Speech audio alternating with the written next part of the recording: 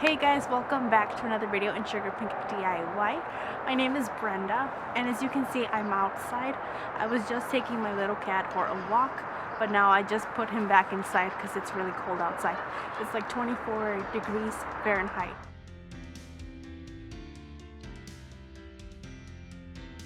So look you guys, these are the icicles that formed on our neighbor's house, and this other icicle formed above my room's window.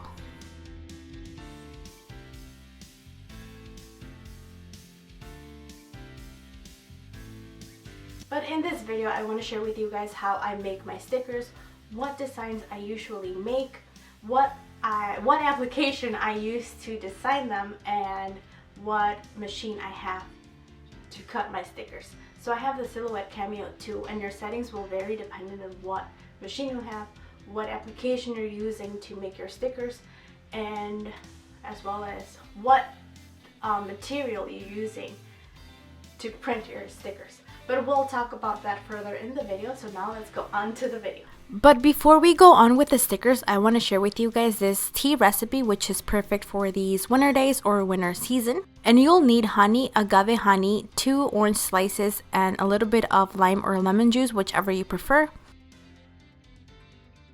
Some orange juice and 2 anise stars. And after pouring the hot water, use your cinnamon stick to mix all of the ingredients. You can also use your cinnamon stick as a cute decor. Plus, since the cinnamon is brown, it'll give your tea a super cute brownish color.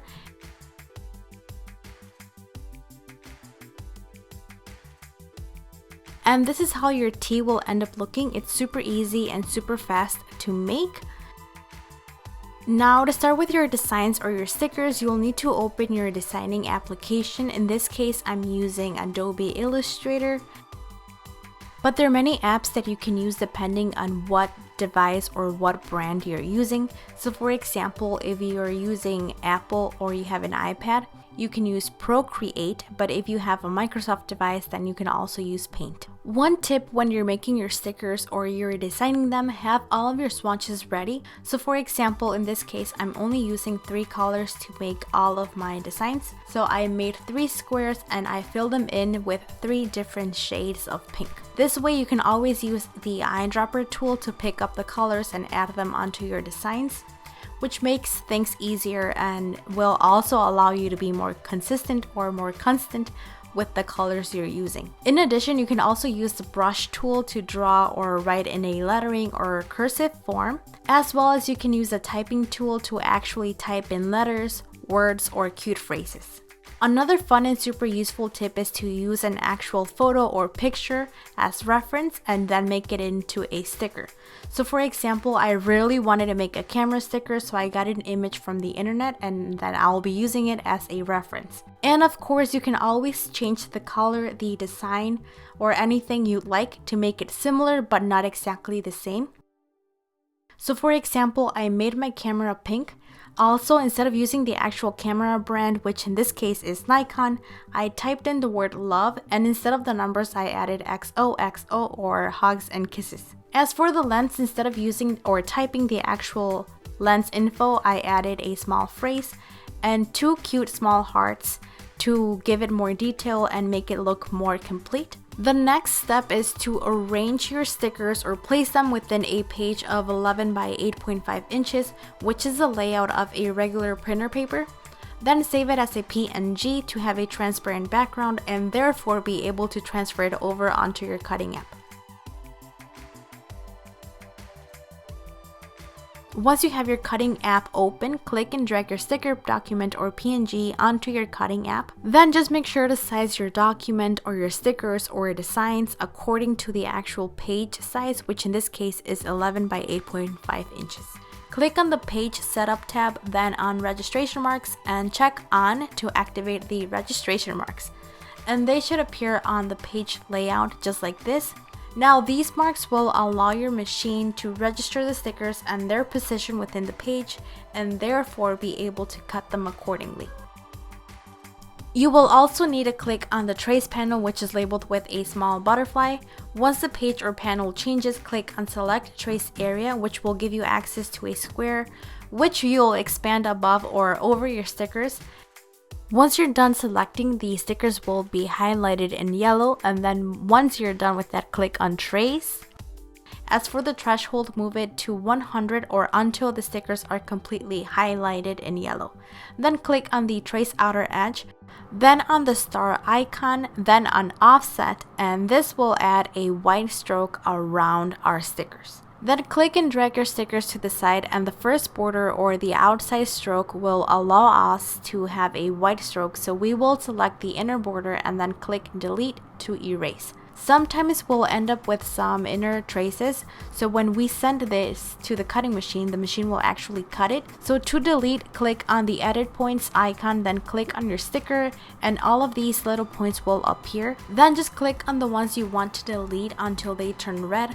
Lastly, just press delete. Once you have repositioned your stickers, the registration marks and the white strokes are activated, it is time to send it to the printer. Just make sure to send it within the application so it prints everything on the page.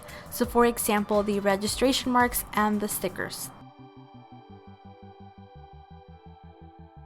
Place your sticker paper on the mat exactly how it appears on your screen so the machine can cut everything exactly how you wanted it to cut.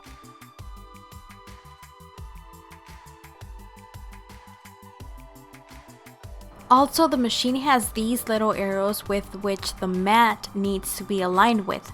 Then click on the load cutting mat button to load the actual mat. In the beginning, we were in the design tab. Now we switched to the send tab, and these are the settings that I use to cut my stickers. So I used cardstock plain, 10 so the machine can cut well enough, and 20 for the force, and lastly 4 for speed. Once the machine is ready, press or click on the send button and the machine will start cutting. Now your settings will change or vary depending on the material you're using to cut your stickers, so for example thin or thick paper or even cardstock. A super useful tip is to fold the mat and slowly peel off your stickers. This way your stickers won't end up being folded or damaged. I went ahead and printed another sticker sheet, and here's just a small clip of how the machine sounds when it's cutting our stickers.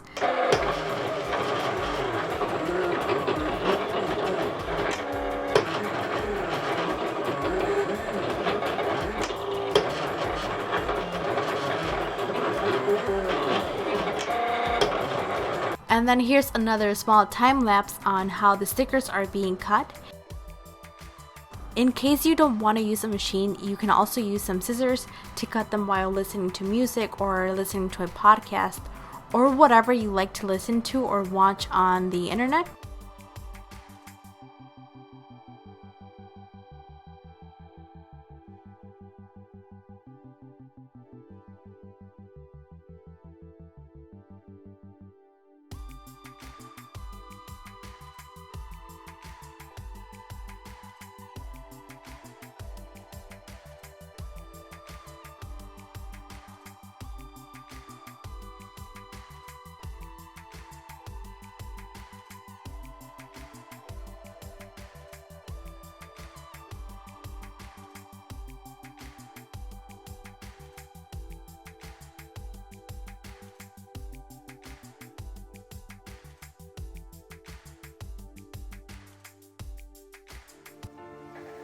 I also want to invite you guys to follow me on Instagram. I normally upload photos that I come up with throughout the day.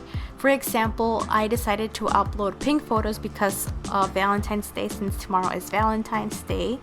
I also upload some Insta stories, for example, food or small snacks, some of my birthday presents, as well as some Netflix shows that I watch. Alrighty guys, and this was it for today's video. I hope you liked it and see you on another video. Bye guys!